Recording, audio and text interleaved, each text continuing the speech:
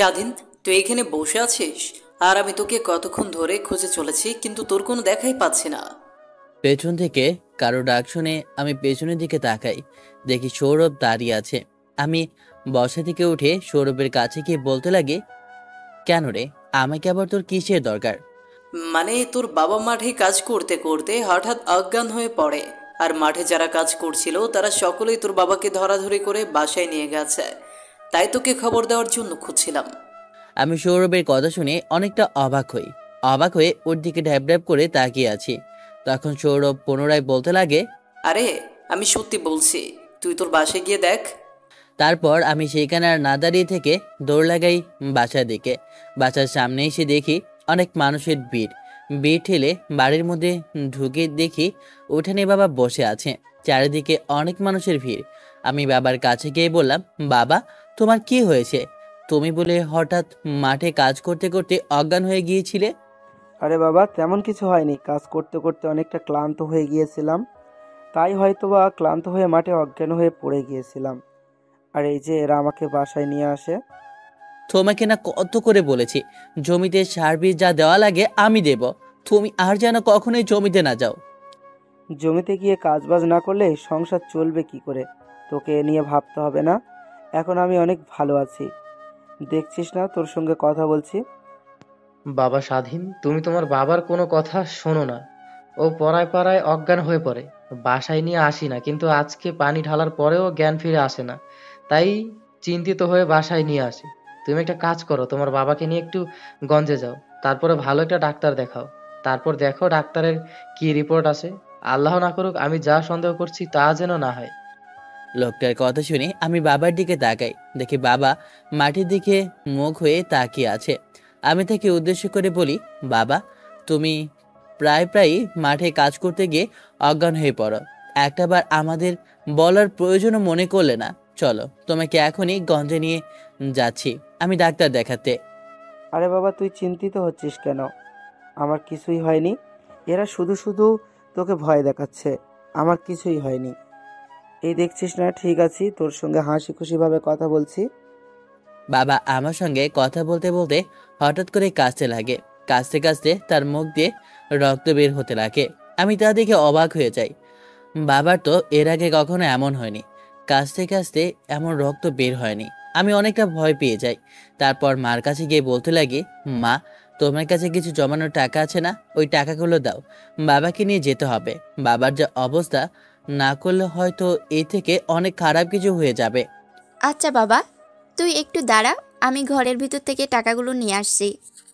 কথাটা বলে মা ঘরের ভিতরে ঢুকে যায়। তারপর অনেকক্ষণ পর কিছু টাকা নিয়ে আমার কাছে আসে আর হাতে দিয়ে বলে ওঠে, বাবা, এই নে কিছু টাকা, এই নিয়ে যা। যদি না হয় তাহলে ফোন করে আমাদেরকে বলিস, আমরা চেয়ারম্যান সাহেবের কাছ থেকে না হয় কিছু টাকা নিয়ে আবার শহরে যাব। আচ্ছা মা। তারপর মার কাছ থেকে টাকাগুলো নিয়ে আমি বাবার কাছে আসি। বাবাকে দেখি সেখানেই বসে আছে। আমি বাবার কাছে এসে বলতে লাগি, বাবা, তুমি ফ্রেশ হয়ে আসো, তোমাকে ডাক্তার দেখাতে নিয়ে যাব।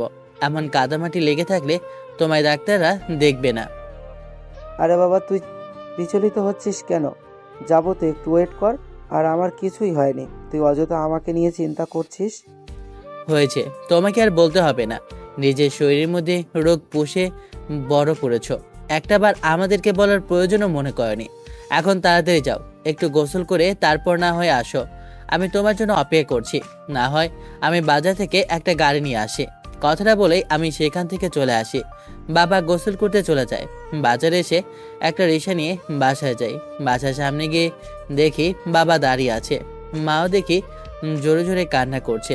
ছোট বোনকে আমি কোলে নিয়ে তার গালে একটা চুমু দিয়ে বলতে লাগি, বোন, তুমি যেন চিন্তা করো না, বাবা একদম সুস্থ হয়ে যাবে, তারপরে বাসায় ফিরবে। তুমি গিয়ে খেলা করো। মার দিকে তাকিয়ে সান্ত্বনা দেওয়ার জন্য বলি, মা, বাবার তেমন কিছু হয়নি, তুমি অযথা চিন্তা করো না, বাবাকে নিয়ে যাচ্ছি, দেখবে বাবার তেমন কোনো রোগী ধরা পড়বে না।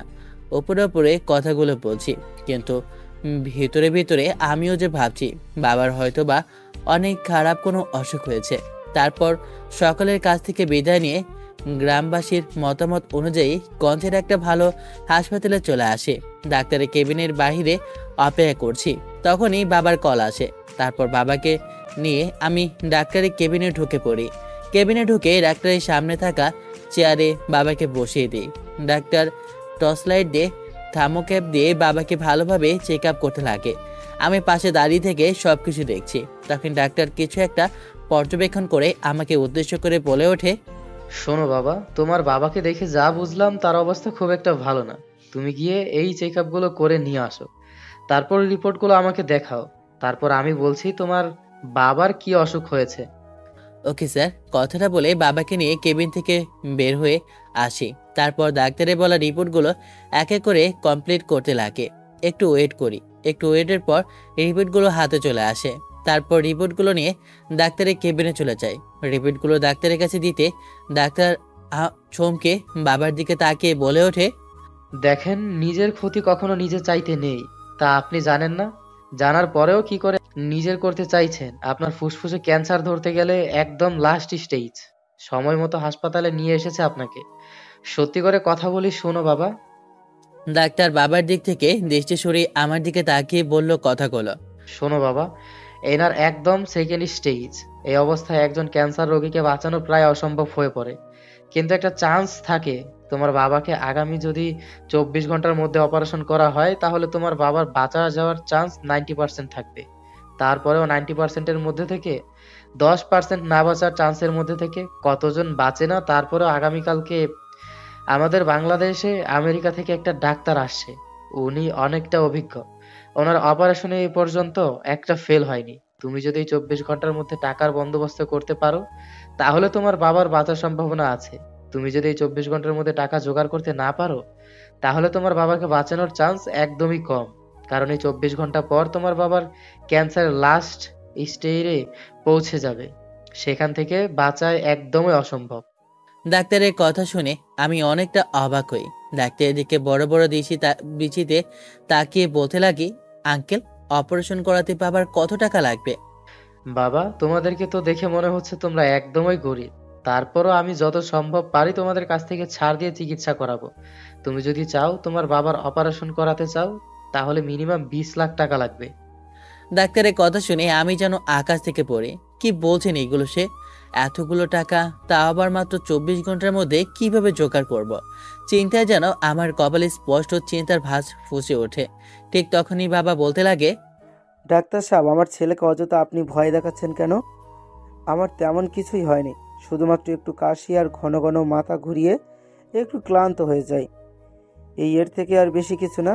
আপনি অযথা আমার ক্যান্সার হয়েছে এগুলো বলছেন, সবগুলো আপনি টাকা খাওয়ার ধান্দা, তাই না?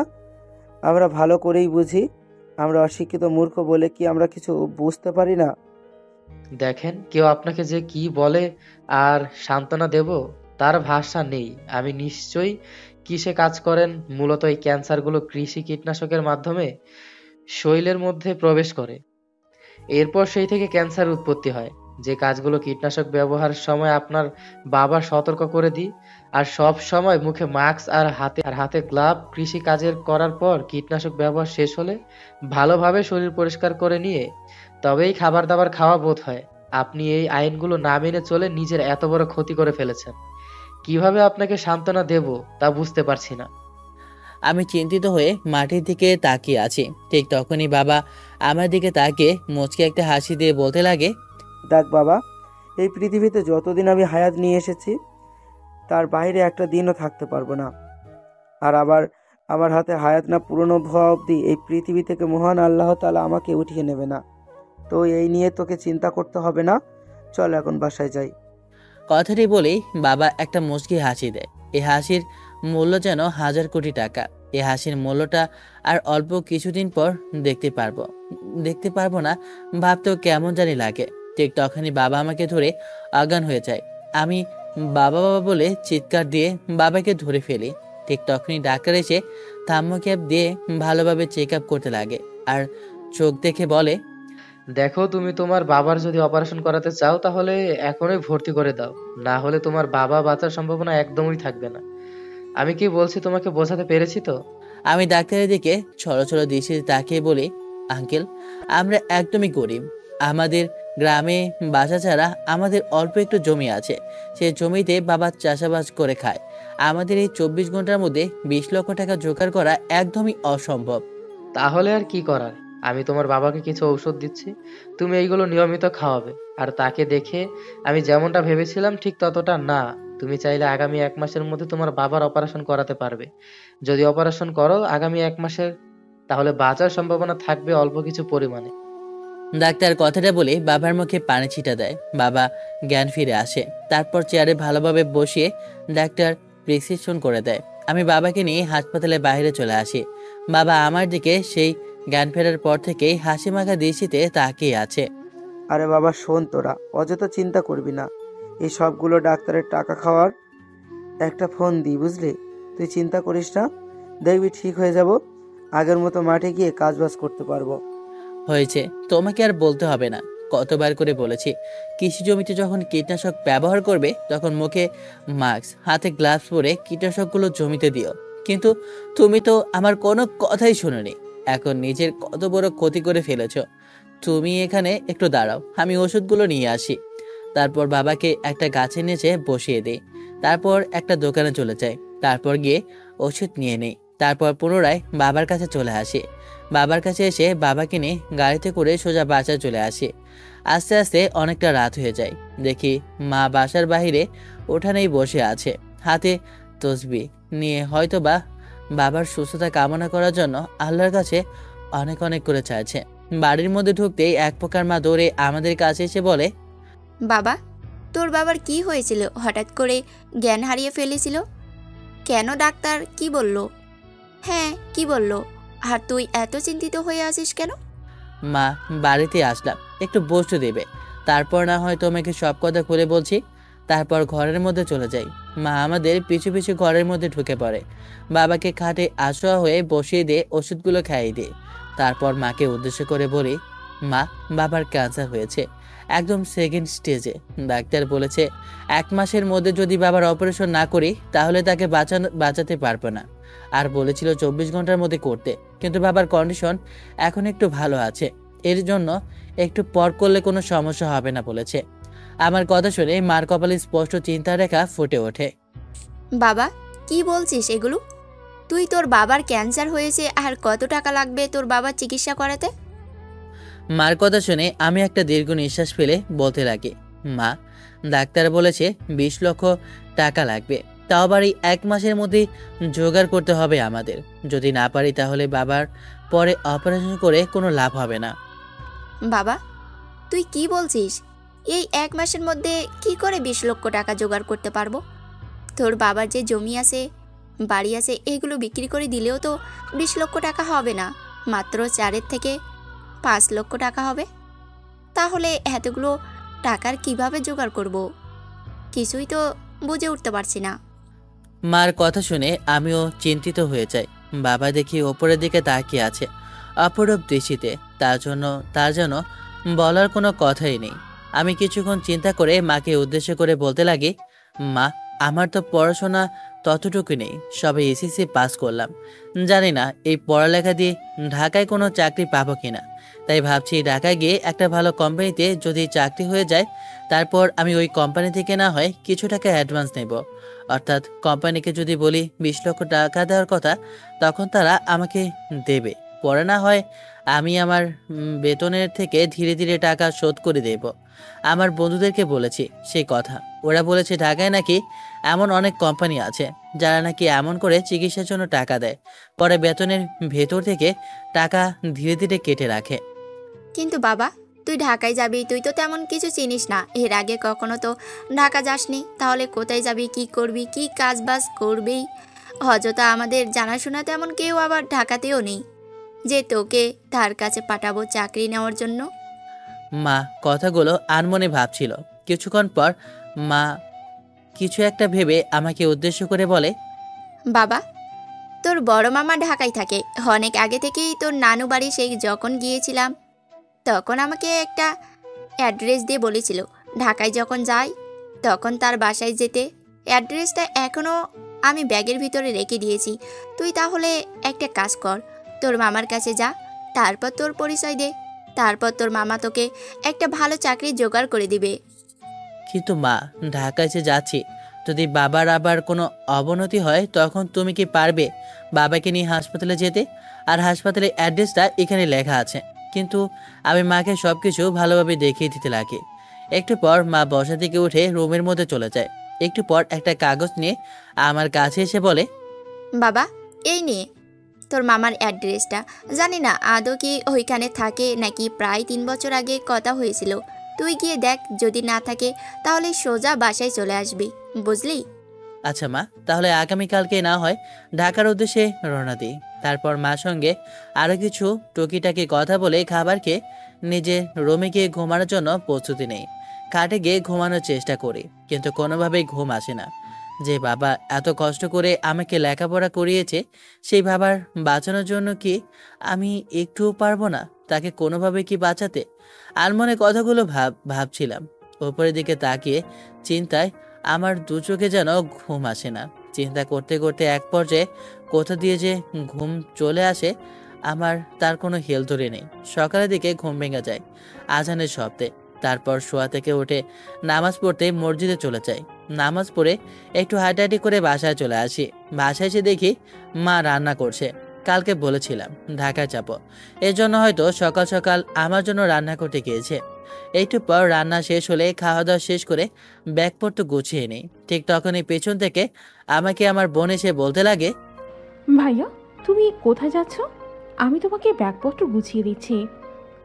আমি বোনের দিকে তাকিয়ে মিষ্টি একটা হাসি দিয়ে বলতে লাগি, ভাইয়া আমি ঢাকায় যাচ্ছি, আর তোমাকে কাজ করতে হবে না, তুমি এখানে বসে থাকো। তারপর সামিয়া আমার খাটে বসে পড়ে।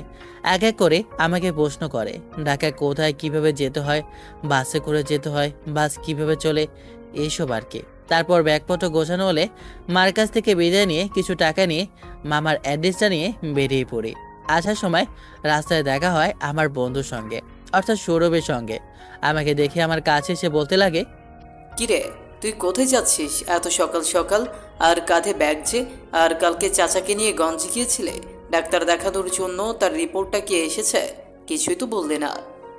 আর বলিস না, বাবার রিপোর্টে ক্যান্সার ধরা পড়েছে।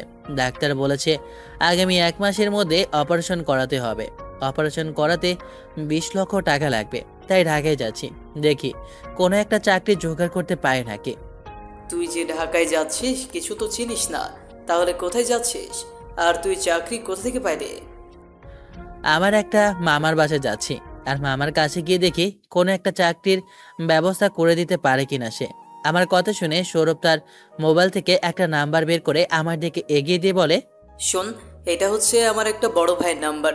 যদি ঢাকায় গিয়ে চাকরি না পাস তাহলে এনাকে ফোন করিস, ইনি অনেককে চাকরি পাইয়ে দেয়। তারপর আমি সৌরভের কাছ থেকে নাম্বারটা নিয়ে সৌরভের কাছ থেকে বিদায় নিয়ে বের হয়ে যাই। আর বাস স্টেশনে এসে ঢাকা যাওয়ার জন্য একটা বাসের টিকিট কেটে বসে ওয়েট করতে লাগে। বাস চলে আসে, জানালার পাশে বসে আছি।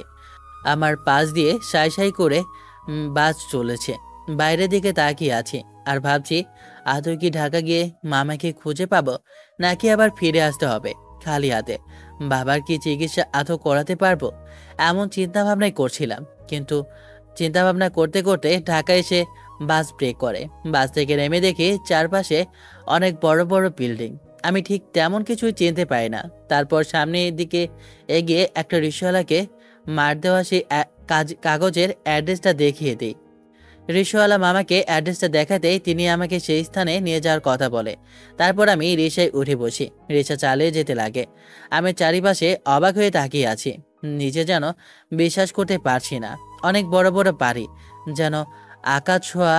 অবাক হয়ে চারিদিকে তাকিয়েছিলাম। ঠিক তখনই রিক্সাওয়ালা আমাকে দেখে বলতে লাগে, তোমাকে দেখে মনে হচ্ছে তুমি প্রথমবার ঢাকায় এসেছো।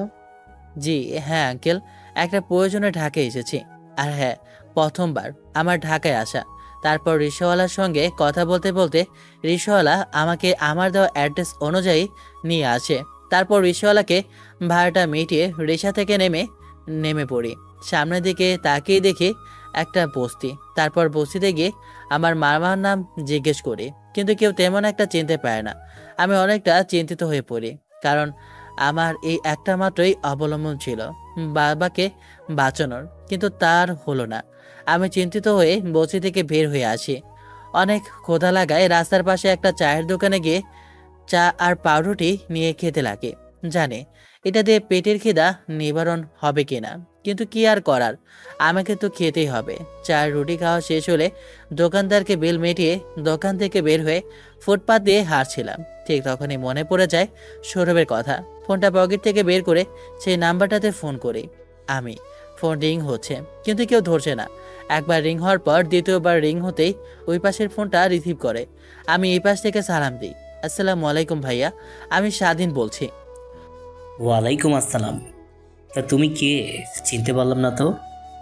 আসলে ভাইয়া, আমাকে আপনি চিনতে পারবেন না। আপনার নাম্বারটা আমাকে সৌরভ দিয়েছিল আর বলেছিল এইটা তার বড় ভাইয়ের নাম্বার, তাই আমি ফোন করলাম। ও আচ্ছা, তুমি। হ্যাঁ, তোমার কথা তো সৌরভ আমাকে বলেছিল।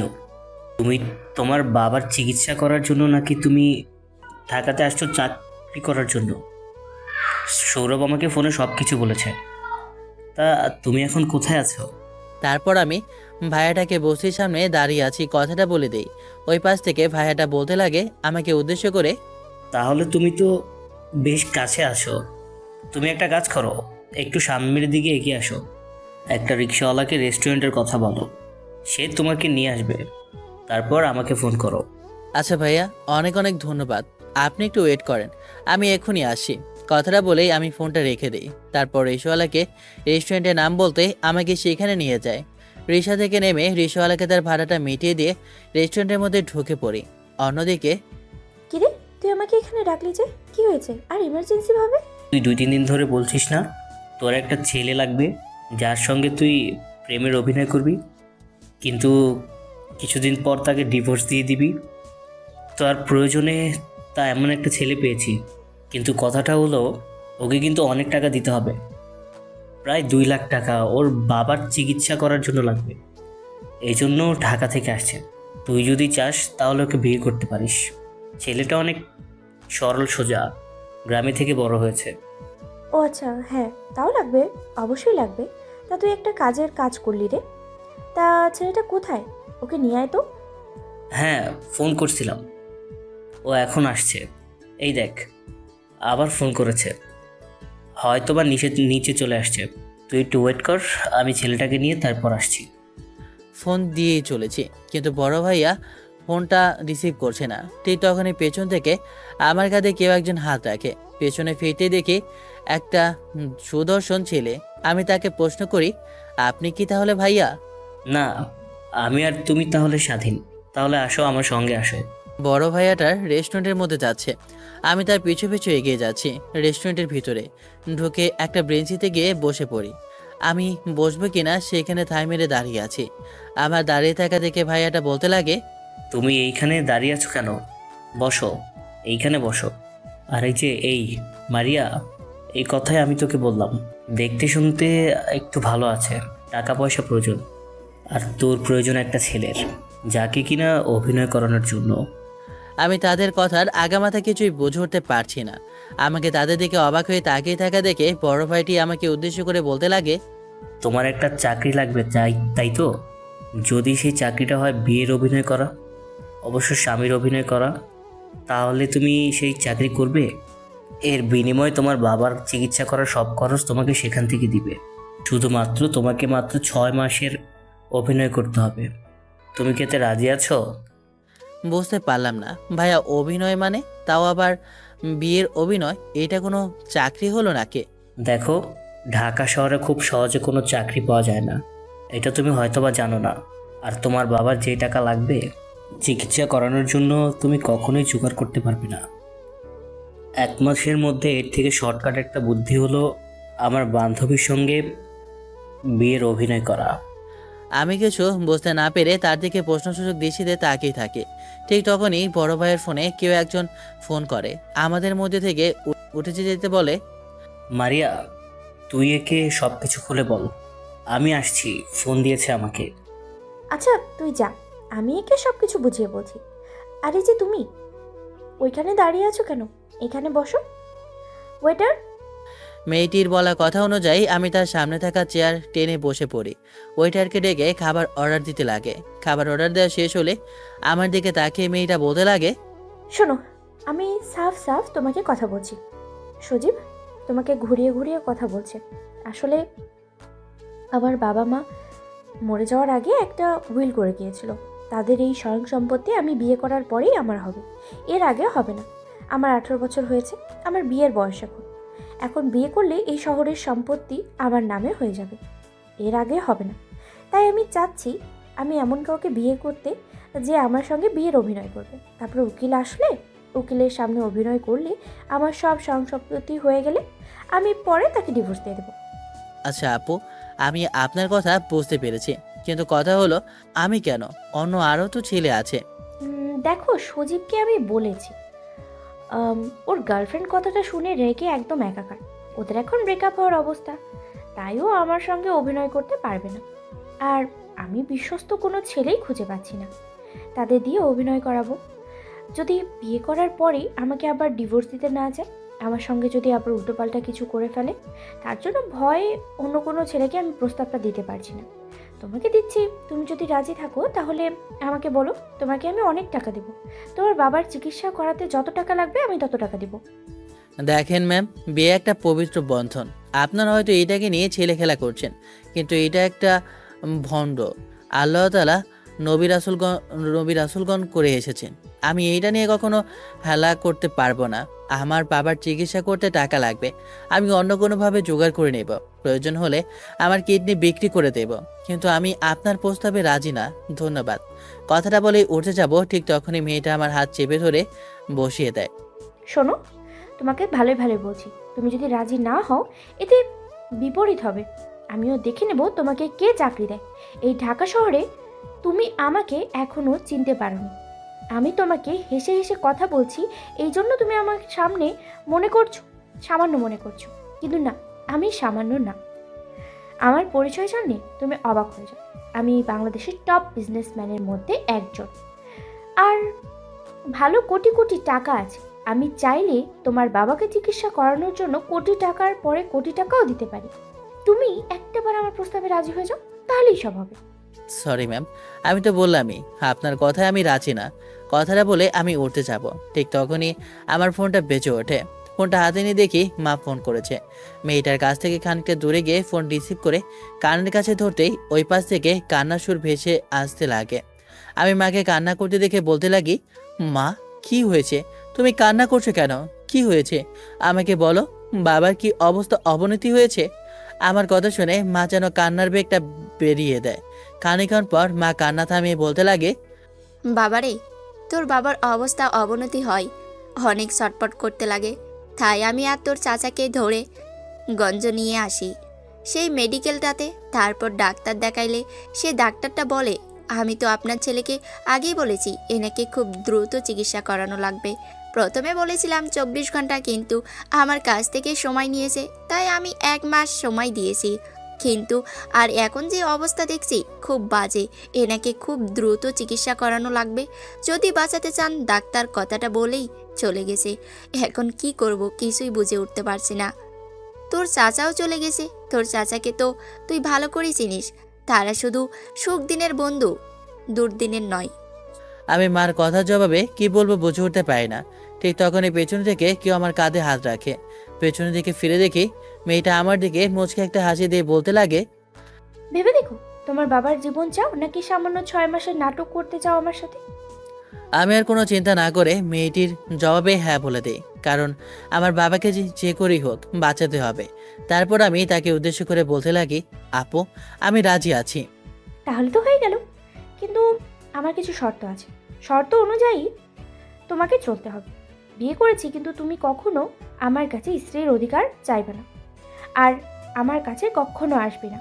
আর আমি যখন যা বলবো তুই সেই অনুযায়ী চলবি, এইটুকু মনে রাখতে পারলে হবে। আর হ্যাঁ, এটার গ্যারান্টি আমি দিচ্ছি যে আমি তোমাকে এমন কিছুই করতে বলবো না যা তোমার ক্ষতি হবে। হ্যাঁ আপু, আমি রাজি আছি, কিন্তু একটা বিষয়ে খেয়াল রেখো, যেন আমার কোনো আইনি বিষয়ে যেতে না হয়। আরে না, কোনো আইনি বিষয় না, শুধুমাত্র উকিলের সামনে অভিনয় করবে। তারপর উকিল তোমাকে সব প্রকারের দলিলগুলো দিয়ে দেবে, অর্থাৎ আমার সব সম্পত্তি। তারপরে তোমাকে ডিভোর্স দিয়ে দেব। কিন্তু এখানকার আইন তো জানোই, 6 মাস পরেই দিতে হয় বিয়ের পরে। তাই কি আর করার, এই 6 মাস তোমার সঙ্গে আমাকে থাকতে হবে। তাই তোর সাথে 6 মাসের বিয়ের এগ্রিমেন্টের প্রস্তাব করছি আমি। আচ্ছা আপু, আমি রাজি আছি আপনার সব শর্তে, কিন্তু এখন আমার বাবা হাসপাতালে ছটফট করছে। তার যদি অপারেশন করা না হয় 24 ঘন্টার মধ্যে, তাহলে তাকে আর বাঁচানো খুব অসম্ভব হয়ে যাবে। আচ্ছা, তোর বাবা কোথায় আর কোন হসপিটালে ভর্তি আছে সেটা আমাকে বল, আমি টাকা পাঠিয়ে দিচ্ছি। তারপর আমি মেয়েটাকে অর্থাৎ আপুকে বাবা যে হসপিটালে ভর্তি আছে সেই লোকেশনটা দিয়ে দিই। তারপর আপু সেখান থেকে চলে যায়। ফোন হাতে নিয়ে কাউকে ফোন করে, কিছু একটা বলে পুনরায় আমার কাছে এসে বলতে লাগে, তুই চিন্তা করিস না, আর তোর বাবার অপারেশন শুরু হয়ে গেছে। আর শোন, আমার শর্তে তুই কিন্তু এখন অবধি আমার কথার বাইরে একটুও নড়াচড়া করতে পারবি না।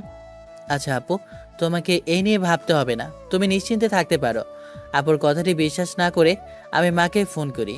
মা ওই পাশ থেকে ফোন রিসিভ করে বলতে লাগে, বাবা, তোর বাবাকে অপারেশন করতে নিয়ে গেলে হঠাৎ করে ডাক্তাররা এসে জিজ্ঞেস করলাম, হঠাৎ করে এতগুলো টাকা কে দিল?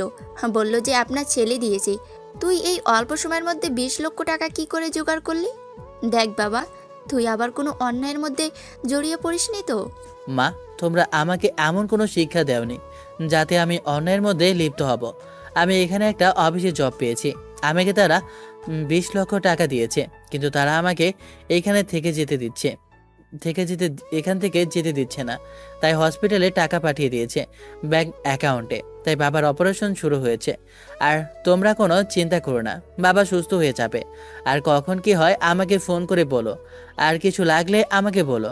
কথাটা বলে ফোন রাখতে যাব, ঠিক তখন এই মিষ্টি একটা কণ্ঠে ওই পাশ থেকে ভেসে এসে, ভাইয়া তুমি কোথায় আর কেমন আছো? তুমি বাসায় ফিরছো না কেন?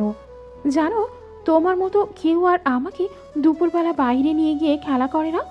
জানো, মাকে বলেছিলাম, মা আমাকে বকা দিয়েছে তুমি বাসায় আসো। দেখো ভাইয়া, আমি তো বাড়ি থেকে অনেকটা দূরে ঢাকায় আছি। বাসায় ফিরতে আমার অনেকটা মাস সময় লাগবে। তুমি মার কথা শুনে চলিও, আর মার সামনে গিয়ে কান্না করো না কিন্তু। আচ্ছা ভাইয়া, কান্না করবো না, কিন্তু মা বললো তুমি আসার সময় আমার জন্য পুতুল আর অনেকগুলো চকলেট নিয়ে আসবে। তুমি কিন্তু নিয়ে এসো, হ্যাঁ? আবার ভুলে যেও না, সেগুলো না নিয়ে এসো না প্লিজ। আচ্ছা বাবা, আমি তোমার জন্য চকলেট আর পুতুল নিয়ে আসবো। এখন ফোন রাখো, কাজ করতে হবে। কথাটা বলে আমি ফোনটা রেখে দেই। তারপর আপুর কাছে এসে পা জড়িয়ে ধরতে যাব, ঠিক তখনই আমার হাত ধরে ফেলে। হাত ধরে দাঁড় করে বলতে লাগে, পাগল নাকি তুমি? আমার পা জড়িয়ে ধরতে গিয়েছো কেন? আপু, আপনাকে অনেক অনেক ধন্যবাদ আমাকে এতগুলো টাকা দেওয়ার জন্য। আপনার জন্য আমার বাবা প্রাণ ফিরে পাচ্ছে। জানি না আপনার ঋণ কি করে শোধ করব। ঋণ শোধ করতে হবে না, শুধু 6টা মাস আমার সঙ্গে স্বামীর অভিনয় করো, তাহলেই হবে। মারিয়াপুর সঙ্গে কথা বলছিলাম, ঠিক তখনই সেখানে বড় ভাই চলে আসে। আমাদেরকে দেখে বলতে লাগে, তুই ছেলেটাকে সব কিছু বুঝিয়ে দিয়েছিস, আর তুমি কি সব কিছু বুঝতে পারছো? ভাইয়া, আপনাকে অনেক ধন্যবাদ। আপনি না থাকলে আজ আমার বাবার অপারেশনই হতো না। আমার কথা শুনে ভাইয়াটা আমার দিকে বড় বড় করে তাকিয়ে আছে। ঠিক তখনই আমাকে বলে, কি বললা তুমি? তোমার বাবার অপারেশন শুরু হয়ে গেছে? এই অল্প সময়ের মধ্যে কি করে এতগুলো টাকা তোমার পাঠিয়ে দিল তোমার বাবার কাছে? আরে হাদারাম, মোবাইলের দিকে তাকিয়ে চেয়ে দেখ কতটা বেজে গেছে। তুই আমাদের সামনে থেকে চলে গিয়েছিলি 6টার সময়, আর এখন দেখ রাত 11টা বাজছে। মারিয়াপুর কথা শুনে বড় ভাইয়া তার ফোনের দিকে তাকায়। ফোনের স্ক্রিনের দিকে সময় দেখে যেন লাফ দিয়ে ওঠে। আমাদের দিকে মুচকে একটা হাসি দিয়ে বলতে লাগে, আরে কথা বলছিলাম তো, খেয়াল ছিল না কখন যে সময় পার হয়ে গেল। তুই আর তোর গার্লফ্রেন্ড দুটোই একদম অমায়িক কথা বলতে শুরু করলে। কোথায় দিয়ে যে ঘন্টার পর ঘন্টা কেটে গেছে সেদিকে তোমাদের কোনো খেয়ালই থাকে না। আচ্ছা রাখো তাহলে আসল কথা। তাহলে ছোট ভাই, তোমার কাজ তো হয়ে গেল। তোমার বাবার অপারেশনের টাকা তুমি জোগাড় করে নিলে। তাহলে আমার বান্ধবীর কথা মতো তুমি এই কয়েকদিন চলো, তাহলেই হবে। আর হ্যাঁ, আরেকটা কথা, আমি ওর সঙ্গে যতদিন ধরে মিশছি, ওকে যতটুকু চিনেছি, ওর কথা যদি অমান্য করো তাহলে কিন্তু তোমার খবর আছে। তাই মেনে চলো, এটুকুই বলবো। আর কোনো কিছু দরকার পড়লে আমার নাম্বার তো আছে, আমাকে একটা কল করো। কথাটা বলে বড় ভাই চলে যায় সেখান থেকে। আমি সেখানে বসে আছি। একটু পর ওয়েটার খাবার নিয়ে আসে, তারপর খাবার সার্ভ করতে লাগে এক এক করে। আমি এগুলো খাবার কখনো এর আগে দেখিনি, কিভাবে খেতে হয় তাও জানি না। দেখছি মারিয়াপু চামচ দিয়ে কেটে কেটে খাচ্ছে। আমি বুঝতে পারি না, চামচ ধরতে গেলেও বারবার হাত থেকে পড়ে যাচ্ছে। মারিয়াপুর দিকে তাকিয়ে দেখছি সে মুচকি মুচকি হাসে। তারপর আমাকে উদ্দেশ্য করে আমার দিকে তাকিয়ে বলে ওঠে, এই হাত দিয়ে শক্ত কোনো চামচ ধরবা, আর এই হাত দিয়ে ছুরিটা দিয়ে ধরবা, এইটা দিয়ে কাটবা, আর এই হাতে থাকা চামচটা দিয়ে খাবা। তারপর আমি মারিয়াপুর দেখানো পথ অনুযায়ী খাবার কেটে খাইতে লাগি আর পেরে যাই। এক এক করে খাবারগুলো খেয়ে শেষ করে ফেলি। ফোনের দিকে তাকিয়ে দেখি রাত 12টা বেজে গেছে। যেহেতু তুই ঢাকা শহরে নতুন এসেছিস, তেমন কিছু চিনিস না, তাহলে তুই আজ থেকে না হয় আমার বাসাতেই থাকবি। যতদিন ঢাকায় থাকবি ততদিন এই 6টা মাস, ঠিক আছে? এখন আমার পিছনে পিছনে আয়। তারপর আমি মারিয়াপুর পিছু পিছু যেতে লাগে। তারপর একটা আলিশান গাড়ির কাছে চলে যায়। গাড়ির কাছে যেতেই একটা লোক এসে দরজা খুলে দেয়।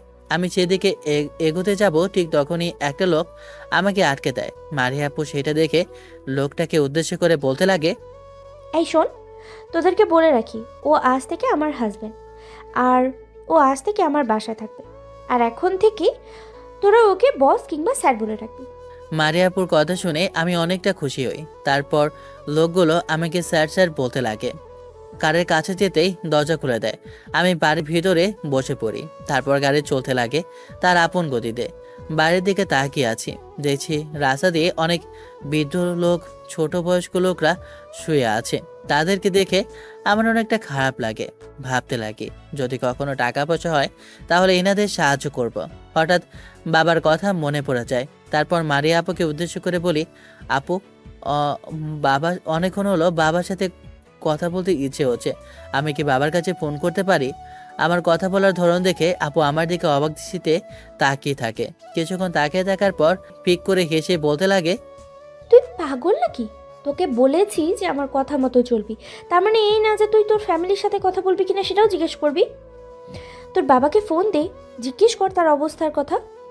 আর আমি দেখছি ভয় পেয়ে মনে হয় আমার সাথে কথা বলতেও পারছিস না, আবল তাবল বলছিস। বাবার কাছে ফোন দিবি মানে? মানে সরি আপু, আসলে প্রথম ফার্স্ট টাইম গাড়ির ভিতরে বসে আছি তো, তাই কেমন যেন লাগছে। আচ্ছা, কথাটা বলা শেষ করে আমি প্যান্টের পকেট থেকে ফোনটা বের করে মার নাম্বারে ফোন দিলাম। একবার রিং হওয়ার পর ফোন রিসিভ করে, বাবা, চিন্তা করিস না, তোর বাবার এখনও অপারেশন হচ্ছে। ডাক্তারের কাছে জিজ্ঞেস করলাম, ডাক্তার বলছে যে 5 ঘন্টা অপারেশন করতে হবে। এখন তো মাত্র 3 ঘন্টা হয়ে গেল, এখনও অবস্থা তোর বাবার ভালো, আর মাত্র 2 ঘন্টা। তুই চিন্তা করিস না, তুই তোর কাজগুলো মন দিয়ে করিস। আচ্ছা মা, তাহলে ফোনটা রাখি। যখন যা হয় আমাকে ফোন করে আর আপডেট জানিও। আর বোন কেমন আছে? ও কি ঘুমিয়ে পড়েছে? হ্যাঁ, তুই নেই তাই তোর জন্য অনেক কান্না করছিল। তোর কাছে যাবে বলে বললাম, ঢাকায় গেছে, বলছে যে ঢাকায় যাবে, কান্না করতে করতে ঘুমিয়ে পড়েছে। আচ্ছা রাখি বাবা, ডাক্তার এসেছে, দেখি ডাক্তারের কাছে জিজ্ঞেস করি তোর বাবার অবস্থা এখন কেমন আছে। তারপর আমি ফোনটা কেটে দিয়ে পকেটে রাখতে রাখতে আপুর দিকে তাকাই। দেখি আমার দিকে তাকিয়ে আছে। আমি তার দিকে তাকাতেই অন্যমুখ হয়ে তাকাই। মারিয়াপুর দিক থেকে দৃষ্টি সরিয়ে বাইরের দিকে তাকিয়েছিলাম।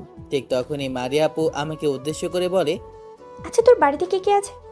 আমি মারিয়াপুর দিকে তাকিয়ে বলি, আপু, গ্রামের বাড়িতে আমার মা, আমার একটা ছোট্ট বোন আর বাবা। তুই কি জানিস, তুইকে কিন্তু দেখে কেউ মনে করতে পারবে না তুই গ্রামে থাকিস। দেখে মনে হচ্ছে শহরের একটা প্রভাবশালী কোনো বংশের ছেলে। হ্যাঁ আপু, আপনি ঠিকই ভেবেছিলেন। আসলে আমার মা, আমার বাবা দুজনেই অনেকটা কথা বলতে গিয়েও থেমে যায়। অন্যপাশ ফিরে তাকিয়ে বাইরের দিকে তাকিয়ে আছি। ঠিক তখনই মারিয়া পুনরায় আমাকে বলে, কিরে, কি বলতে গিয়েছিলি? তোর মা বাবার সম্পর্কে যা বলতে নিয়েও থেমে গেলি। না আপু, তেমন কিছু না, রাখি সেসব কথা। শোন, আজ থেকে আমাকে আপু বলে ডাকবে, ম্যাম বলে ডাকবে। আপু বলে ডাকলে অনেকটা বুড়ো মনে হয়। অবশ্য তোর থেকে আমি অনেকটা বয়সে বড়, প্রায় 3 থেকে 4 বছরের হব। আচ্ছা আপু, ও সরি ম্যাম। আমার কথা শুনে মারিয়া ম্যাম মুচকি হাসি দেয়। আমি সেই দিক থেকে দৃষ্টি সরিয়ে বাইরের দিকে তাকিয়ে আছি। তার হাসি যেন মোনালিসাকেও হার মানাতে বাধ্য। বাইরের দিকে বেশ খানিকক্ষণ ধরে তাকিয়ে থাকার পর একটু পর একটা আলিশান বাড়ির ভিতরে প্রবেশ করে গাড়ি থেকে নেমে বাইরে বের হয়ে দেখি একটা বড় বিশালবহুল বাড়ি, যেটা ছোটবেলাতে বড় বড় থ্রিলার মুভিতে দেখেছিলাম। আমার হা হয়ে তাকিয়ে থাকা দেখে মারিয়া ম্যাম আমার কাছে এসে বলতে লাগে, কিরে, অমন করে তাকিয়ে আছিস যে? এর আগে কখনো কি এত বড় বাড়ি দেখিসনি? ভিতরটা দেখে তুই আরও চমকে যাবে। ম্যামের কথা শুনে আমার যেন জ্ঞান ফিরে আসে। তারপর ম্যামের পিছু পিছু ব্যাগ কাঁধে নিয়ে বাসার ভিতরে প্রবেশ করি। দরজায় কলিং বেল দিতেই একটা মধ্যবয়স্ক লোক এসে দরজা খুলে দেয়। তারপর ম্যাম বাসার ভিতরে প্রবেশ করে। আমিও ম্যামের পেছনে চুপচাপ তার পেছনে ঢুকে পড়ি। ম্যাম একটা কাজের ছেলেকে তার দিকে ইশারা দিতেই কাজের ছেলেটা ম্যামের কাছে চলে আসে। তারপর ম্যাম ছেলেটাকে উদ্দেশ্য করে বলে, শোনো, তুমি একে একটা গেস্ট রুম দেখিয়ে দাও। আসলে ম্যাম, সবগুলো রুম অপরিষ্কার হয়ে আছে। কেউ আসে না দেখে সাফ সাফাই করা হয় না। শুধুমাত্র আপনার পাশের রুমটা পরিষ্কার করা আছে। ওইখানে আমি কি এনাকে থাকতে দেব? যেহেতু আর কোনো রুম ফাঁকা নেই, তাহলে ওকে আমার পাশের রুমটাই দেখিয়ে দাও। কথাটা বলে ম্যাম খাবার টেবিলের দিকে যেতে লাগে। আমি মেয়েটার পিছু পিছু যেতে লাগে। তারপর সিঁড়ি বেয়ে উপরে নিয়ে গিয়ে কর্নারে একটা রুমটা দেখিয়ে দেয়। আমি রুমের মধ্যে গিয়ে তো অবাক হয়ে যাই। অনেক বড় একটা রুম, আমার পুরো বাড়ির মতো একটা রুম। চারিপাশটা অনেক সুন্দর করে লাইটিং করা, রাজা মহারাজাদের থাকার মতো খাট আর আসবাবপত্র। আমার দেখে তো অনেকটা ভালো লাগে। তারপর রুম দেখিয়ে দিয়ে মেয়েটি পেছন থেকে চলে যায়। আমি দরজা লাগিয়ে দিয়ে ব্যাগটা খাটের উপরে রেখে ব্যাগ থেকে জামা কাপড়গুলো বের করে ওয়ার্ডরোবের মধ্যে সাজিয়ে রাখতে লাগি। তারপর গামছা নিয়ে আর জামা কাপড় নিয়ে সোজা ওয়াশরুমে চলে যাই। আমি অবাক হয়ে যাই, আমার রুমের মতো বড় ওয়াশরুম। তারপর গোসল করে বেলকনিতে এসে দাঁড়াই। ঠান্ডা বাতাস শরীর লাগছে। বাইরের দিকে তাকিয়ে আছি, শুনশান নীরবতা। এ যেন মুহূর্তে এক অন্যরকম ভালো লাগে কাজ করছে। এটাকে দেখে ভাবছি এই শহরটা দিনের আলো ফিরে পেলে কোলাহলে পরিপূর্ণ হয়ে যায়। আনমনে ভাবছি, ঠিক তখনই খাটের উপর থেকে ফোনটা বাজতে লাগে। বেলকনি থেকে এসে ফোনটা রিসিভ করে কানের কাছে ধরতেই ওই পাশ থেকে মা বলতে লাগে, বাবা, আর টেনশন করার কোনো দরকার নেই। তোর বাবা একদম বিপদমুক্ত। ডাক্তার বলেছে তোর বাবার অপারেশনটা অনেক ভালোভাবে হয়েছে, খুব দ্রুত সুস্থ হয়ে যাবে। তুই একটু সময় করে ঢাকা থেকে এসে তোর বাবাকে দেখে যাস, তাহলেই হবে। আর হ্যাঁ, মন দিয়ে কাজ করবি। বাড়ির কথা তেমন একটা মনে আনিস না, কিন্তু মানুষদের থেকে এতগুলো টাকা নিয়েছিস। আচ্ছা মা, তোমাকে এ নিয়ে আর ভাবতে হবে না। তুমি এখনো ঘুমোয়নি, তুমি কি ঘুমিয়ে পড়ো। বাবাকে তো সকালে হয়তো বা কেবিনে শিফট করবে। আমিও ঘুমিয়ে পড়ছি। অনেকটা চিন্তামুক্ত হলাম। তারপর মার সঙ্গে আরেকটু কথা বলে ফোনটা রেখে দিই আর জামা কাপড় পরে ঘুমিয়ে পড়ি। একটা শান্তির ঘুম দিই। এই ঘুম যেন আগামীকাল চোখে দেখাই দিচ্ছিল না। সকালের দিকে ঘুমটা ভেঙে যায় আজানের শব্দে। এইখানে কোথায় যে মসজিদ তা জানি না, তাই সোজা ওয়াশরুমে চলে যাই। ওয়াশরুমে গিয়ে অজু করে বাইরে এসে জায়নামাজ বিছিয়ে নামাজ পড়ে নিই। রুমের মধ্যে আর ভালো লাগছিল না। আসলে গ্রামে এক এক গ্রাম থেকে অন্য গ্রামে হাঁটাহাঁটি করা ছেলে কি কখনো একটা রুমের মধ্যে আবদ্ধ হয়ে থাকতে পারে? ভালো না লাগায় রুমের মধ্যে থেকে বাইরে এসে দেখি সবাই যে যার কাজ করতে ব্যস্ত। হঠাৎ একটা ছেলে আমাকে দেখে আমার কাছে দৌড়ে এসে বলতে লাগে, এই চোর চোর চোর চোর ধরেছি চোর। এই কে রে? তোর বাড়ি কোথায়? কে রে তুই? তুই সাহস কি করে পাস এখানে চুরি করতে আসতে? এই তোরা সবাই আয়, একে ধর, একে তো পুলিশের কাছে দিতে হবে। ছেলেটার এমন কর্মকাণ্ডে আমি ভ্যাবাচেকে খেয়ে যাই, যেন নিজের কানকে নিজেই বিশ্বাস করতে পারছি না। আজ চোর শব্দটা শুনতে হচ্ছে আমার। তখনই রাতে সেই মেয়েটা আমার কাছে এসে বলতে লাগে, আরে চোর কাকে বলছিস? এ তো ম্যামের ফ্রেন্ড। কালকে রাতে ম্যাম এনাকে বাসায় নিয়ে এসেছে। আরে দেখছিস না, লুঙ্গি টি শার্ট পরা। একে কি দেখে মনে হচ্ছে যে ম্যামের সঙ্গে এসেছে? তাই আমি ভেবেছি চোর। হয়তোবা আমার বাসায় তো কাজ করে না এমন কোনো ছেলে।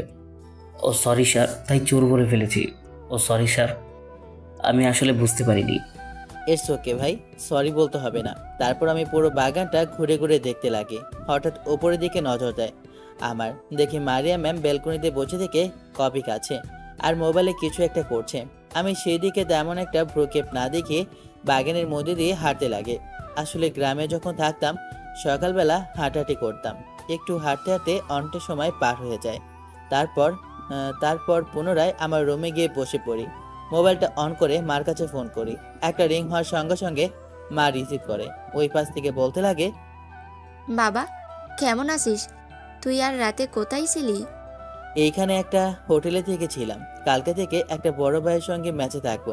মাকে মিথ্যা কথা বললাম। আমার জন্মের পর হয়তো বা এটাই ফার্স্ট টাইম, বলতে অনেকটা কষ্ট হয়েছে, কিন্তু কি করার, মাকে তো আর বলা যাবে না যে আমার জীবনে আজকে একটা কলঙ্ক নিতে চলেছে, যা কিনা খুব অল্প দিনের জন্য বললেও হয়তো বা মা অনেকটা রেগে যেত আমার এমন কর্মকাণ্ডের কারণে। মার সঙ্গে কথা বলছিলাম, ঠিক তখনই দরজায় এসে কেউ কড়া নাড়ে। তারপর মার সঙ্গে কথা বলা বাদ দিয়ে কল কেটে দিয়ে দরজার কাছে গিয়ে দরজাটা খুলে রেখে দেখি কাজের মেয়ে। স্যার, আপনাকে ডাকছে ম্যাম খাবার খাওয়ার জন্য। খাবার টেবিলে চলেন। তারপর আমি মেয়েটার পিছু পিছু আসতে লাগি খাবার টেবিলের দিকে। খাবার টেবিলে এসে দেখি মারিয়া ম্যাম খাবার খাচ্ছে। আমি তার অন্য পাশে গিয়ে বসে পড়ি। তারপর কাজের মেয়েরা এসে আমাকে খাবার দিতে লাগে। খাবার খাচ্ছিলাম, ঠিক তখনই মারিয়া ম্যাম বলল, শোনো, এখন খাবার শেষ করে তোর রুমে যাবি, তারপরে ফ্রেশ হয়ে নতুন পোশাক পরে নিবি, পাঞ্জাবি। আর তোর রুমে দেখবি গিয়ে যে একটা শপিং ব্যাগ আছে, তার মধ্যে পাঞ্জাবি আছে, সেইটা পরে একটু পরিপাটি হয়ে নিচে আসবি, তারপরে দুজনে যাবো বিয়ে। আমি মাথা দিয়ে হ্যাঁ ইশারা দিই, কিন্তু অন্যদিকে মারিয়া ম্যামের কথা শুনে সবার মাথা যেন আকাশ ভেঙে পড়ে। ঠিক তখনই কেউ একজন মনে মনে ভাবছে, এই সকল কিছু তো ম্যামকে আর স্যারকে ফোন করে বলতে হবে। তারপর আমি খাওয়া দাওয়া শেষ করে আমার রুমে চলে যাই। রুমে গিয়ে দেখি আমার খাটের উপর একটা শপিং ব্যাগ। ব্যাগটা খুলতে দেখি একটা শেরওয়ানি। তারপর শেরওয়ানিটা পরে রুম থেকে বের হয়ে আসি। বাইরে এসে দেখি আমার জন্য তো মারিয়া ম্যাম অপেক্ষা করছে। তারপর আমাকে নিয়ে মারিয়া ম্যাম গাড়ির কাছে চলে যায়। গাড়িতে উঠে বসতেই মারিয়া ম্যাম ড্রাইভারকে কিছু একটা বলতেই ড্রাইভার গাড়ি চালিয়ে যেতে লাগে। একটু পর একটা কাজী অফিসের সামনে গিয়ে গাড়িটা ব্রেক করে। গাড়ি থেকে বের হয়ে দেখি সেখানে আগে থেকে অনেকজন অপেক্ষা করছে। দেখি সেইখানে সেই বড় ভাইয়াটাও দাঁড়িয়ে আছে। একটা মেয়েও তার হাত জড়িয়ে ধরে আছে। তাদের কাছে দিতে বড় ভাইয়ের হাত যে জড়িয়ে ধরে আছে, সেই মেয়েটা মারিয়া ম্যামকে উদ্দেশ্য করে বলতে লাগে, মারিয়া, দেখ, তুই আমার বান্ধবী হস। আমার সেই ছোট্ট থেকে লেখাপড়া করিয়ে এসেছি, কখনো তোর মতের বিরুদ্ধে যায়নি। কিন্তু একটা কথা বলছি, তুই তোর নিজের স্বার্থ হাসিলের জন্য অযথা কোনো ছেলের জীবন নষ্ট করিস না। তোর কাছ থেকে তো তোর বয়ফ্রেন্ডকে চেয়েছিলাম শুধু অভিনয় করার জন্য 6টা মাস, তুই তো দিসনি। এই ছেলেটার টাকার দরকার ছিল, আর আমার অভিনয় করার দরকার ছিল, একটা স্বামী না। তা আমি পেয়েছি, তাই না? আর শোন, ওর কোনো ক্ষতি হবে না, শুধুমাত্র একটু অভিনয় করবে 6 মাস, তারপরে ও রাস্তায় ধরবে আর আমি আমার রাস্তায়। তাই বলে এতটুকু একটা ছেলে দেখে তো মনে হচ্ছে তোর থেকে অনেক ছোট। মারিয়া ম্যাম তার প্রশ্নের কোনো উত্তর না দিয়ে কাজী অফিসের ভিতরে প্রবেশ করে। আমি তার পিছু পিছু কাজী অফিসের ভিতরে প্রবেশ করি। দেখতে দেখতে সবাই কাজী অফিসের মধ্যে চলে আসে। তারপর কাজী সাহেব আমাদের বিয়ের কাজ শুরু করে। দেখতে দেখতে বিয়ের কাজকর্ম শেষ হয়ে যায়। তারপর কাজী সাহেবকে ম্যাম টাকা দিয়ে চলে আসে। তারপর মারিয়া ম্যামের সব বান্ধবীরা ওনার কাছে থেকে টিট চাইলে ওনাদের সবাইকে কিছু টাকা দিয়ে দেয়। তারপর সেইখান থেকে সবাই চলে যায়। তারপর আমাকে নিয়ে একটা বাসায় চলে যায় মারিয়া ম্যাম। তারপর গাড়ি থেকে নেমে বাসার ভিতরে প্রবেশ করে আমি ওনার পিছু পিছু বাসার ভিতরে প্রবেশ করি। দরজার কলিং বেল দিতে একটা সুন্দরী মেয়ে এসে দরজা খুলে দেয়। দরজাটা খুলে দিতে মারিয়া ম্যাম মেয়েটিকে পাশ কাটিয়ে বাড়ির ভিতর ঢুকে পড়ে। তারপর একটা সোফায় বসে পড়ে। আমি ওনার পাশে গিয়ে বসে পড়ি। তাহলে শেষমেশ বিয়ে করে নিয়ে এসেছো?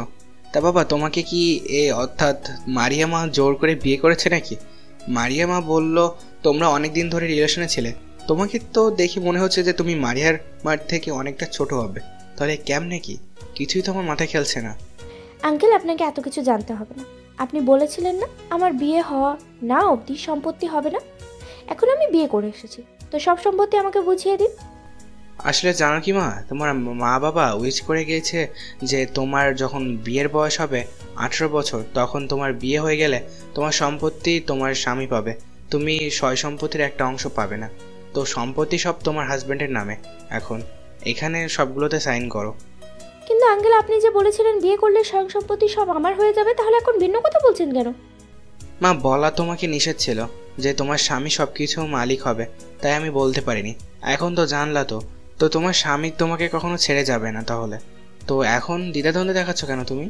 কথাটা বলেই উকিল সাহেব মারিয়া ম্যামের দিকে দলিলটা এগিয়ে দেয়। মারিয়া ম্যাম সাইন করতে গিয়েও করতেছে না। কিছুক্ষণ পর কিছু একটা দলিলগুলোতে গটগট করে সাইন করে দেয়। তারপর সাইন করার পালা আছে আমার। তারপর আমি সাইন করতে যাচ্ছিলাম না, কিন্তু মারিয়া ম্যামের দিকে তাকিয়ে দেখি আমাকে সাইন করতে বলছে। আমি গটগট করে সাইন করে দেই। তারপর উকিল সাহেব আমার হাত ধরে হ্যান্ডশেক করে বলতে লাগে, কংগ্রাচুলেশন ইয়াংম্যান, আজ থেকে তুমি শেখ ইন্ডাস্ট্রির মালিক। তোমার কোম্পানি বাংলাদেশের টপ দ্বিতীয় অবস্থান দখল করে রেখেছে। শত শত কোটি টাকার মালিক হচ্ছ তুমি। মারিয়া ম্যামকে বিয়ে করে অনেক লাকি তুমি বাবা। উকিল সাহেবের কথা শুনে আমি যেন আকাশ থেকে পড়ি। কি বলছেন এগুলো? আমি কিনা শত শত কোটি টাকার মালিক, সে ইন্ডাস্ট্রি যার প্রত্যেকটা প্রোডাক্ট এখন বাংলাদেশের বাজার দখল করে রেখেছে, তাহলে সেই কোম্পানির মালিক মারিয়া ম্যাম। তার মানে কি আমি শেখ ইন্ডাস্ট্রির মালিক?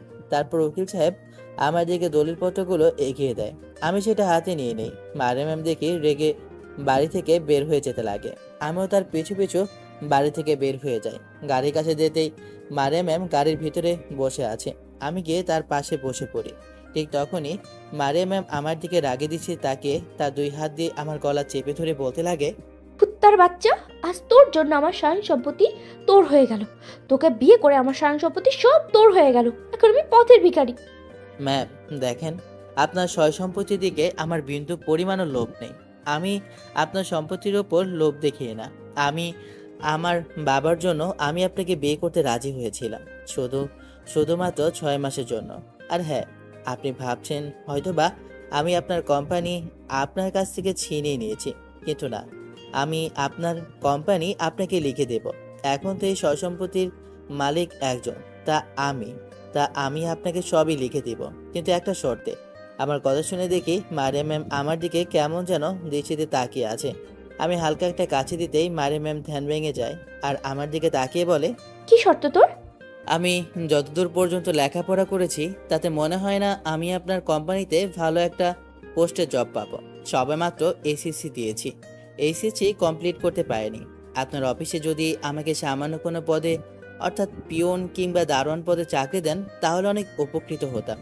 আমি কথাটা বলেই মারিয়া ম্যামের দিকে তাকাই। আমার গলা থেকে মারিয়া ম্যাম হাতটা সরিয়ে ফেলে। আমার দিকে কেমন করে যেন দৃষ্টিতে তাকিয়ে আছে। হতভম্ব হয়ে আমার দিকে তাকিয়ে মারিয়া ম্যাম তার মনে মনে বলছে, একটা ছেলে কি করে এতটা বলদ প্রকৃতির হতে পারে? ওকে নিজেও জানে না কত কোটি কোটি টাকা বিক্রি করা যাবে, সেখানে কিনা ও 20 কোটি কোটি টাকার ধন পেয়েও তা তার মালিকের কাছে ফিরিয়ে দিতে চাচ্ছে। নাকি সবগুলো তার সরলতা, নাকি তার মূর্খতা? তা তো দেখে আমি নিজেও অবাক হয়ে যাচ্ছি। একটা ছেলে কি করে এতটা সরল মনে হতে পারে? হ্যাঁ, আমি রাজি। তোমার যা ইচ্ছে তুমি তা চাইতে পারো আমার কাছ থেকে, বিনিময়ে তুমি আমাকে আমার কোম্পানিটা ফিরিয়ে দাও। বললামই তো, আপনি আমাকে আপনার কোম্পানির একটা সামান্য পদে পিওন কিংবা গেটের দারোয়ান পদে জব দিলে আমি আপনাকে আপনার কোম্পানিটা লিখে দেব। এর থেকে বেশি কিছু আমি চাই না। আচ্ছা, আমি তোমাকে পিওনের পদে চাকরি দেবো। তাহলে আপনার ড্রাইভারকে গাড়ি ঘুরিয়ে ওই উকিল আঙ্কেলের বাসায় যেতে বলেন। ওনাকে বলে আসি যে আপনাকে লিখে দেওয়ার জন্য সম্পত্তিগুলো। তারপর মারিয়া ম্যাম ড্রাইভারকে পুনরায় উকিলের বাসার উদ্দেশ্যে যেতে বলে। তারপর ড্রাইভার গাড়ি ঘুরিয়ে উকিলের বাসার উদ্দেশ্যে রওনা দেয়। একটু পর গাড়ি এসে উকিলের বাসার ভিতরে ব্রেক করে। তারপর গাড়ি থেকে নেমে পড়ি। একে করে আমি আর মারিয়া ম্যাম তারপর উকিলের বাসায় ভেতরে প্রবেশ করি। দেখি উকিল এখনো সেইখানে বসে টিভি দেখছে। আমি তার সামনে গিয়ে সোফায় বসে পড়ি। উকিল সাহেব আমাদেরকে দেখে টিভি বন্ধ করে আমাদের কাছে এসে বলতে লাগে, তোমরা আবার যে কিছু হয়েছে? কোনো কি সমস্যা কিংবা কোন প্রকার ভুল ত্রুটি দেখা দিয়েছে? না স্যার, কোনো প্রকার ভুল ত্রুটি কিংবা সমস্যা দেখা দেয়নি। আসলে আমি চাচ্ছিলাম যে আমার সম্পত্তি অর্থাৎ শেখ ইন্ডাস্ট্রি আমি আমার বউ অর্থাৎ আমার ওয়াইফের নামে সব কিছু লিখে দিতে চাই। আমি চাই না সম্পত্তি আমার নামে থাক, সম্পত্তি আমার ওয়াইফের। তো আমার ওয়াইফের নামেই না হয় সব সম্পত্তিগুলো থাকলো। যা তোমার ইচ্ছা তুমি তাই করতে পারো, কারণ তুমি এখন সম্পূর্ণ শেখ ইন্ডাস্ট্রির মালিক। তুমি যাকে চাইবে তাকে কোম্পানিটা লিখে দিতে পারো। তুমি যদি একান্তই চাও যে মারিয়া মাকে সয় সম্পত্তিগুলো লিখে দিতে, তাহলে একটু ওয়েট করো, আমি দলিল নিয়ে আসছি। আমি মাথা দিয়ে হ্যাঁ বোঝাই। তারপর উকিল সাহেব সেইখান থেকে উঠে চলে যায় অন্য আরেকটি দলিল আনার জন্য। তারপর দলিলটা নিয়ে আমাদের কাছে আনতে আমি আর মারিয়া ম্যাম সেগুলোতে সাইন করে দেই। সাইন করা শেষ হলে উকিল সাহেব আমাদের দুজনের দিকে তাকিয়ে বলতে লাগে, মারিয়ামা, ভাগ্য করে একটা স্বামী পেয়েছো। কোটি কোটি টাকাও সয় সম্পত্তি দেখে তোমার নামে লিখে দিচ্ছে। আর হ্যাঁ, একটু ওয়েট করতে হবে, কারণ এটা তো শুধু সাইন করলে হবে না, তোমরা আরও অনেক গভর্নমেন্টের পলিসি আছে, সেগুলো শেষ করতে হবে। তারপর আমি আর মারিয়া ম্যাম উকিলের বাসা থেকে বের হয়ে যাই। পরের দিন পুনরায় কাজী অফিসে চলে আসি। কাজী সাহেব আমাদের দুজনকে দেখতে পেয়ে অবাক হয়ে যায়। আমাদের দুজনের দিকে তাকিয়ে বলতে লাগে, তোমরা দুজন আবার এইখানে? আগামীকালকে তো বিয়ে হলো, নাকি আজকে আবার অন্য কারোর বিয়ে আছে? তোমরা সাক্ষী হতে এসেছো? না, সাক্ষী দিতে আসিনি, আমরা ডিভোর্স চাই, এর জন্য এসেছি। তোমাদের মতো ছেলেমেয়েদের যে কি হয় আল্লাহ জানে। বিয়ে করবে 2 দিন হবে না, আবার আসবে ডিভোর্স দেওয়ার জন্য। তোমরা বিয়েটাকে কি ছেলেখেলা মনে করো নাকি? বিয়ে আল্লাহর পবিত্র বন্ধন, এতে আল্লাহর রহমত থাকে, আর তোমরা চাচ্ছ সেটা থেকে বঞ্চিত হতে। আর হ্যাঁ, এখনকার যে নিয়ম, তোমরা চাইলেও ডিভোর্স নিতে পারবে না। তোমরা একে অপরের থেকে 6 মাস আলাদা থাকতে হবে। এর মধ্যে যদি তোমরা চাও তাহলে ডিভোর্স উঠিয়ে নিতে পারবে 6 মাসের মধ্যে, কিন্তু 6 মাসের আগে কোনোভাবে তোমাদের দুজনে ডিভোর্স দেওয়া সম্ভব হবে না। আচ্ছা আঙ্কেল, এখন আমরা আসছি, 6 মাস পরে আবার দেখা হচ্ছে। আর কোথায় কোথায় সাইন করতে হবে সেগুলো বলে দেন। তারপর কাজী সাহেব আমাদের দিকে একটা ফাইল এগিয়ে দেয়। তারপর কাজী সাহেব সেখানে বলে আমরা সেইখানে যেন সাইন করে দেই। তারপর আমি আর মারিয়া ম্যাম কাজী অফিস থেকে বের হয়ে আসি। তারপর মারিয়া ম্যাম তার অফিসের উদ্দেশ্যে রওনা দিতে লাগে, আমিও তার পিছে পিছে যেতে লাগে। তারপর মারিয়া ম্যাম অফিসে চলে আসে। অফিসের ম্যানেজারকে তার কেবিনে ডেকে আসতে বলে। আমি তার সামনে থাকার চেয়ারে বসে আছি। তখনই মারিয়া ম্যাম আমাকে উদ্দেশ্য করে বলে, তো স্বর্ণতাতে আমি অনেকটা মুগ্ধ হয়ে গেছি, তো তাই আমি তোকে কোনো পিয়ন কিংবা সামান্য পদের চাকরি দিতে চাচ্ছি না। তোর পড়াশোনা যেহেতু খুব সামান্য, তাই তোকে আমি সামান্য একটা জব দিচ্ছি। তোর কাজ থাকবে সবাই সময় মতো অফিসে আসে কি না, বা লেট কে আসছে, বা কে কতটা লেট করে আসছে, আর হ্যাঁ, এই সব কিছু দেখা। হ্যাঁ, অনেকটা কথা, আরেকটা কথা, তুই লেখাপড়া চালিয়ে যাস। তুই যদি ভালো করে দূর পর্যন্ত লেখাপড়া করিস তাহলে তোর আমি প্রমোশন করে ভালো পদে নিয়ে গিয়ে চাকরি দেবো, কারণ তোর মতো সৎ ছেলে পাওয়া আসলেই দুষ্কর। কিন্তু ম্যাম, কাজী সাহেব যে বলল আমাদের দুজনকে আলাদা থাকতে, আমি তো ঢাকা শহরে তেমন কিছু চিনি না, তাহলে আলাদা থাকবো কি করে? আরে কাজী সাহেব না বলো তো আমরা কোথায় থাকি না থাকি এটা তো দেখে। তুই আমার বাসাতেই থাকবি যতদিন পর্যন্ত তোর কোনো বাসা হচ্ছে না, কিংবা তোর কোনো জায়গার ব্যবস্থা করতে পারছিস না, ততদিন পর্যন্ত তুই আমার বাসাতে। আচ্ছা ম্যাম, আমি খুব দ্রুতই আমার জন্য অন্য একটা জায়গার ব্যবস্থা করে নেব। আর ইমরান সাহেব, আপনি এর চাকরির ব্যবস্থা করেন, আমি যে পদে বললাম ওই পদটাতে। ওর জন্য যা যা দরকার তাদের ব্যবস্থা করে দিন। তুমি আমার সাথে আসো, আমি তোমার রিস্ক আর তোমার কাজ বুঝিয়ে দিচ্ছি। তারপর ম্যানেজার আমাকে একটা ডেস্ক দেখিয়ে দেয়। তারপর আমাকে কি কাজ করতে হবে সেগুলো দেখিয়ে দিতে লাগে। এইভাবে পেরিয়ে যায় 2টা মাস। 2 মাস পর আমি একটা মেয়ে কলিগের সঙ্গে কথা বলছিলাম। ঠিক তখনই পেছন থেকে কেউ একজন আমার কলার চেপে ধরে বলতে লাগে, অনেক সহ্য করেছি, কিন্তু আর না। তোকে কতবার ওয়ার্নিং করেছি কোনো মেয়ের সাথে কথা বলবি না। কাজের বাইরে গিয়ে তারপরেও তুই মেয়েদের সাথে গিয়ে একসাথে লাঞ্চ করিস, ঘুরতে নিয়ে যাস, এগুলো তোর ঘরের বউ কি মেনে নিতে পারবে? আমি ম্যামের কথা শুনে অবাক হয়ে যায়। আমি না, পুরো কোম্পানিতে থাকা স্টাফ অবাক হয়ে যায়। নিমিষে সবাই জড়ো হয়ে যায় ম্যামের কথা শুনে। আমি ম্যামকে উদ্দেশ্য করে বলি, ম্যাম কি বলছেন এইগুলো আপনি? আমার ঘরের বউ মানে? আমি তো বিয়েই করিনি, তাহলে ঘরের বউ আসবে কি করে? হয়েছে, নাকামি করতে হবে না। আর হ্যাঁ, সবাই কান খুলে শুনে রাখো, ও আমার স্বামী। আজ থেকে 4 মাস আগে ওর সাথে আমার বিয়ে হয়, আমি আপনাদেরকে বলিনি, কিন্তু এখন বললাম। কোনো কালনাগিনী কিংবা শাকচুন্নি যদি এর সঙ্গে কথা বলার চেষ্টা করে তাহলে কিন্তু তার জন্য ভালো হবে না। এখানে আর দাঁড়িয়ে না থেকে যে যার কাজে চলে যান। ম্যামের কথা শুনে আমাদের সামনে থেকে এক এক করে সবাই যে যার কাজে চলে যায়। আমি ম্যামের কাণ্ড দেখে অবাক হয়ে যাই। ম্যামের দিকে তাকিয়ে বলি, ম্যাম এগুলো কি বলেন আপনি? সকলের সামনে আমাকে স্বামী বললেন, নিজের দিকে একবার তাকালেন না? আপনার তো মান সম্মান হানি হলো। আমি খারাপ কিছু কি বলেছি? তুই আমার স্বামী না? কিন্তু ম্যাম, আর তো মাত্র 2 মাস, তারপরে তো আমি আমার দিকে আর আপনি আপনার পথে। কাজী কি বলেছি তুই শুনিসনি? 6 মাস। 6 মাসের ভিতরে যদি আমাদের সম্পর্কটা ঠিক হয়ে যায়, কিংবা আমরা যদি চাই একে অপরের সঙ্গে থাকতে, তাহলে আমাদের ডিভোর্স হবে না। আমি চাই তোর সাথে আর জীবন থাকতে, বুঝলি? কিন্তু ম্যাম, আমি চাই না, কারণ আপনার মতো মডার্ন টি শার্ট আর জিন্স পরা মেয়েদেরকে আমি একদমই সহ্য করতে পারি না। আমি যেরকম সামান্য, আমার বউ কিংবা স্ত্রী থাকবে সামান্যই। আমাকে একটাবার বিশ্বাস কর, তোর বিশ্বাস আমি কখনো ভাববো না। তুই আমাকে যেভাবে বলবি আমি সেভাবেই চলবো। এই শার্ট প্যান্টের কথা বলছিস তো? ঠিক আছে, কাল থেকে আমি এগুলার পরে আসবো না, অফিসে আসবো বোরখা পরে। তাই হলো তো? তুই আর না করতে পারবি না। তুই যেভাবে বলবি আমি ঠিক সেইভাবেই চলার চেষ্টা করব। কিন্তু তুই আমাকে ছেড়ে চলে যাস না। তুই যদি আমাকে ছেড়ে চলে যাস তাহলে আমি বাঁচতে পারবো না। এই অল্প কিছুদিনের মধ্যে আমি তোকে অনেক ভালোবেসে ফেলেছি।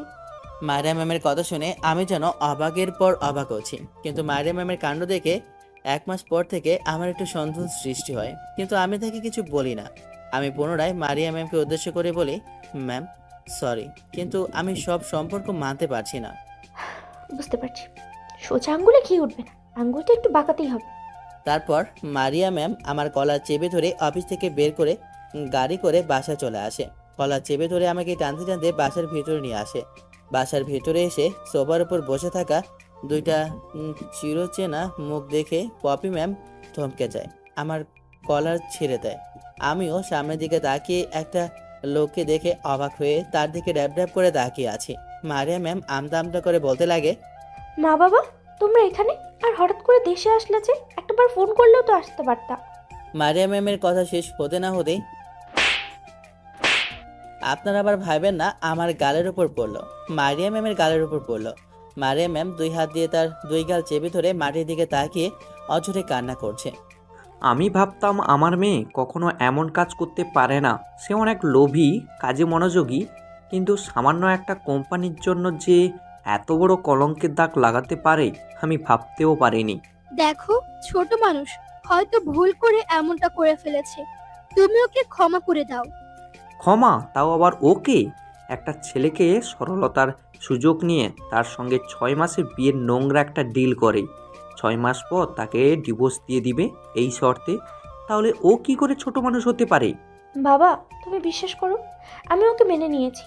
আমার ওকে অনেক পছন্দ হয়েছে। ওর সরলতা, ওর চঞ্চলতা সব কিছু আমাকে ঘায়েল করে ফেলেছে। আমি ওকে অনেক ভালোবেসে ফেলেছি, বিশ্বাস করো তুমি। বিশ্বাস? আবার তাও তোকে? কখনোই না। রোবটের ন্যায় দাঁড়িয়ে তাদের কথোপকথন শুনছিলাম। ঠিক তখনই আমার মুখ ফসকে বের হয়ে যায় মামা। ঠিক তখনই মারিয়ার বাবা আমার দিকে তাকায়, আমার দিকে এগিয়ে এসে আমার মুখে হাত রেখে বলতে লাগে, তুমি স্বাধীন না, আর তুমি এইখানে মানে পপি তোমার সঙ্গে নোংরামি গেম খেলেছে। মামা তুমি আমাকে চিনতে পেরেছো? আমি তো তোমাকে প্রথমে চিনতেই পাইনি, আর তুমি আমাকে প্রথম থেকে চিনে ফেললে কি করে?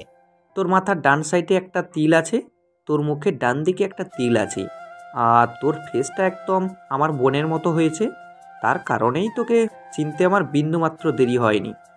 তার মানে মারিয়া ম্যাম ওইটা তোমার মেয়ে? আর তোমরা কোথায় ছিলে এতদিন? মূলত আমি তোমার সঙ্গে দেখা করার জন্যই ঢাকা এসেছিলাম, কিন্তু তোমার দেখা না পেয়ে আজ আমার এই অবস্থা। আয়, দাঁড়িয়ে দাঁড়িয়ে কথা না বলে। তারপর আমি বসে পড়ি। মারিয়া ম্যামের দিকে তাকিয়ে দেখে সে আমার দিকে ড্যাব ড্যাব করে তাকিয়ে আছে, যেন নিজের চোখে নিজে বিশ্বাস করতে পারছে না সে। আসলে মারিয়া, অর্থাৎ আমার মেয়ে দিন দিন অনেকটা নষ্টের দিকে চলে যায়। দেরি করে বাসায় ফিরে বন্ধুদের সঙ্গে আড্ডা দেওয়া, তাই আমরা অর্থাৎ আমি আর তোর মামি তাকে বাসায় রেখে বিদেশে চলে যাই। আর আসি না, না আসলে কি হবে, প্রতিনিয়ত তাকে নজরে নজরে রাখতাম। আমরা হঠাৎ করে বিয়ে করে শুনতে পাই, কিন্তু কিচ্ছু বলি না। হয়তোবা আমার মেয়ে কাউকে পছন্দ করে এটা ভাবি, কিন্তু পরক্ষণে জানতে পারি সম্পত্তি তার নামে লিখে নেওয়ার জন্য বিয়ে করেছি। কারণ আমি উইলে আগে থেকে লিখে দিয়ে গিয়েছিলাম, যখন আমার মেয়ে কাউকে বিয়ে করবে সয় সম্পত্তি তার নামে হয়ে যাবে। তা হঠাৎ করে তো ঢাকায় আসা আমার কাছে কি কারণ?